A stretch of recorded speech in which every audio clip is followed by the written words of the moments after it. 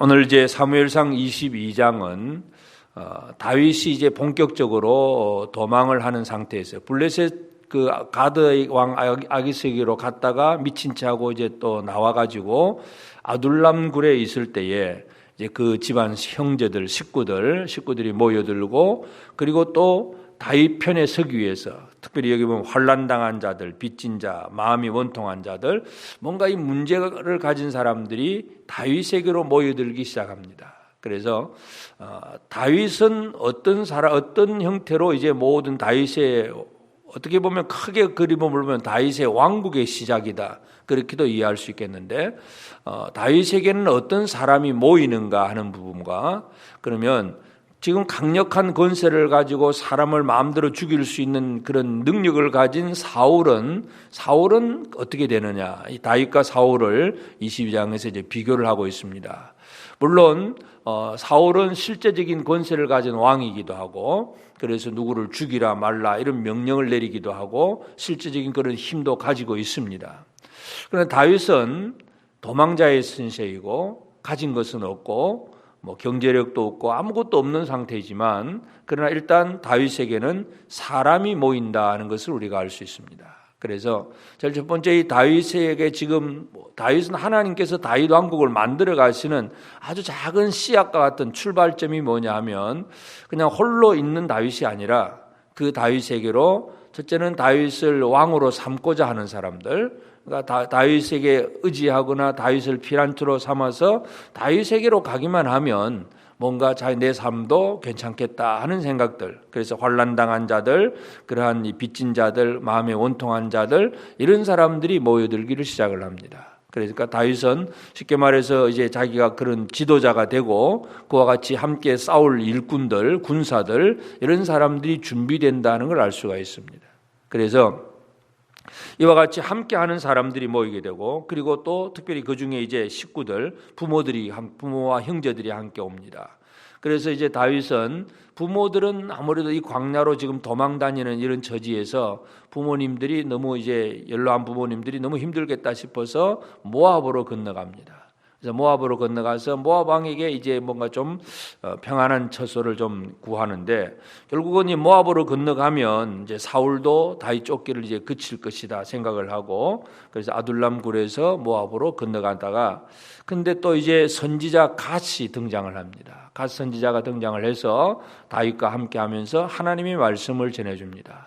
그러니까 다윗에게 모인 사람들이 이 부모와 형제들 그리고 환난당한 자들 뭔가 어떤 힘을 다윗을 통해서 힘을 얻고자 하는 사람들이 모여들었고 그리고 하나님의 말씀을 전하는 선지자 갓이 또 다윗에게 함께합니다. 그 다음에 이제 6절부터는 이제 사울 왕이 이제 다윗이 도망하고 난 것을 알고 이제 아주 분노한 상태에서 다윗을 잡으려고 하지만 아무도 자기에게 정보를 주는 사람, 보고를 해주는 신하들이 없다고 아주 분노해 있습니다. 그래서 아들 요나담도 분명히 아버지 편을 들지도 않고 아주 사울이 분노한 가운데서 이 다윗이 어떻게 됐는지 아무도 알려주지 않을 때에 이 다윗이 그 제사장 노베 제사장 그 아히멜렉에게서 이 음식물과 떡과 그리고 칼을 얻어서 갔다는 얘기를 그것을 광경을 바라본 사람이 바로 에돔 사람 도액입니다. 그러니까 이스라엘 사람이 아니고 에돔 족속인데 이스라엘 편에 들어와서 사울의 신하가 된 그런 사람이 이제 도액인데 도액은 다윗이 아히멜렉과 만나는 그 과정을 보았기 때문에 그것을 그대로 보고를 합니다.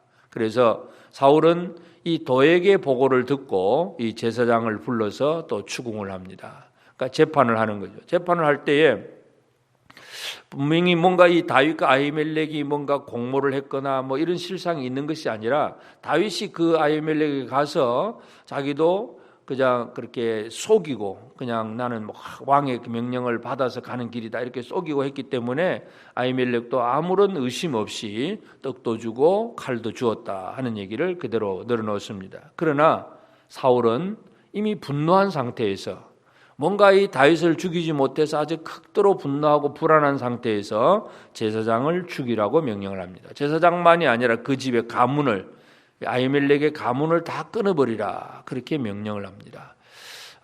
이 사울 왕국에 있어서 제사장이라고 하는 것도 또 참 중요하다는 걸 알 수가 있는데, 그래서 결국은 이제 첫 번째는 그렇게 죽이라고 했을 때 옆에 있는 호위병들에게 죽이라고 해도 호위병들이 말을 안 듣습니다. 왜냐하면 그 판결이 제사장이 분명히 어떤 죄가 드러난 것이 아니고 뭔가 그런 어떤 에돔 사람 도액이 말한 것 그거 하나 가지고 제사장을 죽이라. 이건 참 그 신하이면서도 명령을 거절합니다. 불복종입니다. 왕의 권위가 분명하지만 권위의 명령이 이제 깨어지기 시작을 합니다. 그러니까 이 사울 왕국은 드디어 이제 이 잘못된 판결을 통해서 신하와 왕의 관계가 뭔가 문제가 생겼다는 걸 알 수가 있고, 그러니까 에돔 사람이 이제 그 명령을 받아서 제사장을 죽입니다. 제사장만 죽이는 게 아니라 그 가문 전체, 그 노베 있는 제사장 그 자녀들까지 85명을 다 죽여버립니다. 아주 분노한 상태에서 제사장을 끊어버리는 것이 바로 사울 왕국입니다. 제사장이나 뭐 아무것도 상관이 없습니다. 그런데 그 중에 이제 아히멜렉의 집안 중에 한 사람 아비멜렉이 이제 아비아달이 도망을 합니다. 아히멜렉의 아들 중 하나 아비아달 20절에 보면 아비아달이 그 과정 속에서 도망을 해서 다윗에게로 찾아옵니다. 그래서 사울이 우리 집안을 이렇게 죽였습니다 하고 보고를 하고, 그때에 이제 다윗이 그 아비아달에게 너는 나와 함께 있으라, 염려하지 말고 있으라, 그렇게 얘기를 해주고, 결국 이제 22장에서 내용을 보면 다윗 중심으로 모인 사람들은 바로 첫째는 부모 형제들, 그리고 여러 가지 많은 어떤 어려움을 가진 사람들이 다윗을 통해서 함께 힘을 모으려고 하는 사람들, 그런 사람들이 모이고, 중요한 것은 선지자와 제사장이 다윗에게로 왔다는 것. 그러니까 다윗이 도망을 한 상태고 광야에 지금 아둘람 굴에 숨었다가 그리고 헤레수풀에 갔다가 뭔가 이런 여전히 뭔가 이 정상적인 삶을 살아갈 수는 없지만, 그러나 이 왕국으로 본다면 영토는 하나도 없는데 가장 기초적인 것, 백성들이 조금 모이고 제일 중요한 것은 하나님의 말씀을 전하는 선지자와 하나님 앞에 예배하는 제사장이 있다는 것, 이것이 바로 다윗의 모습입니다. 그래서 비록 다윗은 사울을 피해서 도망 다녀야 되고 뭔가 아직도 염려하고 불안한 그런 상태이긴 하지만 하나님께서 다윗에게 누구를 붙여주셨는가, 오늘 우리가 이것을 이해하는 것이 중요합니다. 사울은 왕이긴 하지만 힘은 있는 것 같지만 드디어 사울은 명령이 신하들에게서도 잘 실행되지 않는, 명령이 권위가 그만큼 이제 떨어져 버리는 그런 내용이라는 걸 알 수가 있습니다. 그래서 하나님께서 다윗의 개인적인 입장에서는 광야로 도망 다니는 참 힘든 과정이긴 하지만 그래도 하나님은 다윗에게 누구를 붙여주셨는가 하는 이 부분, 이걸 우리가 보면서 오늘 하나님은 우리를 어떻게 만들어 가시느냐 하는 그런 일에 있어서 가장 중요한 것, 물론 이제 함께하는 사람들이 있어야 되겠고, 그 중에 제일 중요한 것이 바로 선지자와 제사장입니다. 이걸 요즘 말로 우리가 바꿔서 얘기한다면 말씀과 예배입니다. 하나님의 말씀을 전해주는 것, 이 말씀을 들을 길이 없다, 말씀이 없다면 가장 하나님 앞에 버림받는 것이 됩니다. 그러니까 사울은 점점 선지자도 없고 제사장도 죽여버리고, 물론 다른 제사장이 또 형식적으로 있기는 하지만 그러나 하여튼 그 아비멜렉의 가문을 다 없애버리고, 물론 이 일은 나중에 이제 전체적으로 놓고 본다면 하나님께서 엘리의 가문, 제사장 엘리의 가문을 멸하실 것에 대해서 사무엘을 통해서 이미 예언을 했습니다. 그러니까 그 예언이 지금 이루어지고 있는 상태예요. 그러니까 엘리의 가문에 대한 심판, 사울의 힘은 점점 약해지고 다윗은 아무리 힘들고 어려워도 그래도 거기에 뭔가 모이기 시작한다는 것. 하나님의 그 역사하심을 우리가 보면서 비록 우리가 다윗처럼 이 세상에서 지금 힘들고 어려워도 우리에게는 누가 있는가, 제일 핵심적인 건 누가 있는가, 무엇이 있는가, 이것을 바라보는 것이 중요합니다. 그래서 함께하는 형제가 있고 하나님의 말씀이 우리에게 들려지고 하나님 앞에 예배가 이루어지고 있다면 이것은 내가 비록 살아가는 삶이 광야라고 할지라도, 이 아둘람 굴이라고 하는 것은 석회암 동굴입니다. 그러니까 그 보면 하여튼 이 동굴이 미로처럼 이렇게 꾸불꾸불하고 막 폭도 좁고 사람이 겨우 기어 들어갔다 나왔다 하고 또 이 굴 저 굴이 막 이렇게 연결이 되어 가지고 한 이쪽으로 들어갔는데 다른 쪽으로 나오고, 그래서 이 옛날부터 이 아둘람 굴에는 뭔가 이 도망한 사람들이 숨어 지내기에는 제일 좋은 곳이 바로 아둘람 굴입니다.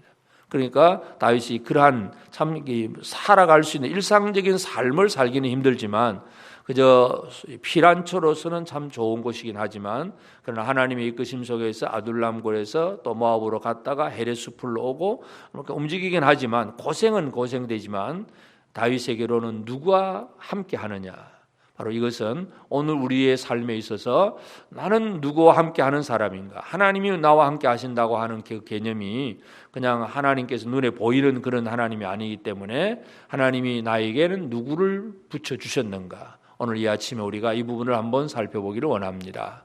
그래서 믿음의 형제가 있는가, 말씀이 내게 전달되어지고, 물론 그 전달되어질 때는 그 말씀 앞에 순종하는 게 중요합니다.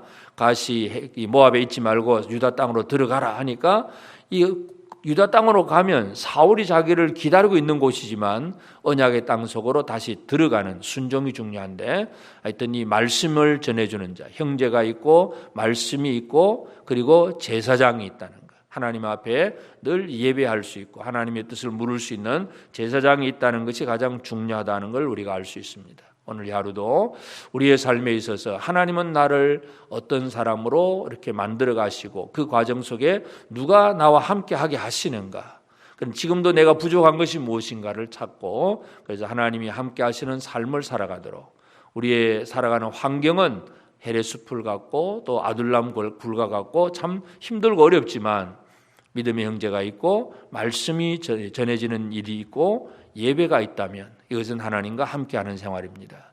이 하나님과 함께하면서 오늘 하루도 비록 세상에서 고난이 있다고 하더라도 두려워하지 말고 염려하지 말고 당당하게 주와 함께하는 복된 삶을 살아가는 우리 모두가 꼭 되어지기를 바랍니다. 기도하십시다. 하나님 아버지, 그 신은혜를 감사합니다. 참으로 우리가 이 땅 위에서 여러 가지 많이 힘들고 어려운 생활을 산다고 할지라도 하나님께서 우리에게 함께하는 믿음의 형제들이 있게 하시고 또 하나님 주신 말씀을, 하나님의 뜻을 깨닫게 하는 하나님의 말씀을 주신 아버지 하나님 감사합니다.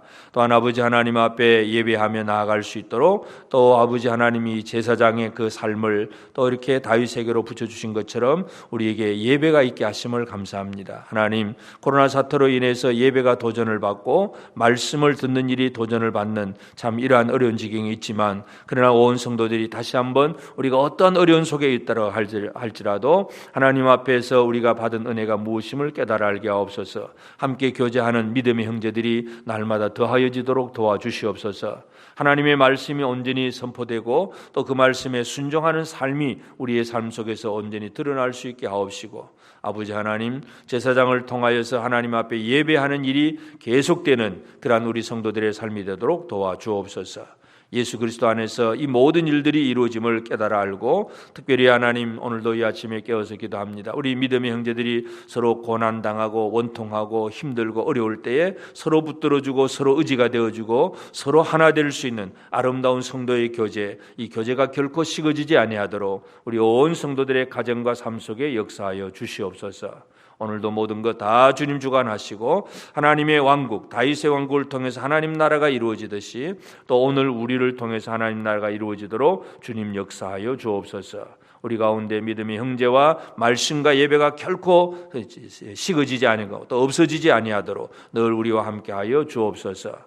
오늘도 이 아침에 깨어서 기도하는 사랑하는 성도들, 우리의 모든 기도를 주여 들으시옵소서, 응답하여 주옵소서. 기도하며 나아가는 성도들이 매일매일 도우시는 하나님의 은총을 체험하며 살아가도록 역사하여 주시옵소서. 감사하옵고 예수님의 이름으로 기도드리옵나이다. 아멘. 하늘에 계신 우리 아버지, 아버지의 이름을 거룩하게 하시며 아버지의 나라가 오게 하시며 아버지의 뜻이 하늘에서와 같이 땅에서도 이루어지게 하소서. 오늘 우리에게 일용할 양식을 주시고 우리가 우리에게 잘못한 사람을 용서하여 준 것 같이 우리 죄를 용서하여 주시고 우리를 시험에 빠지지 않게 하시고 악에서 구하소서. 나라와 권능과 영광이 영원히 아버지의 것입니다. 아멘.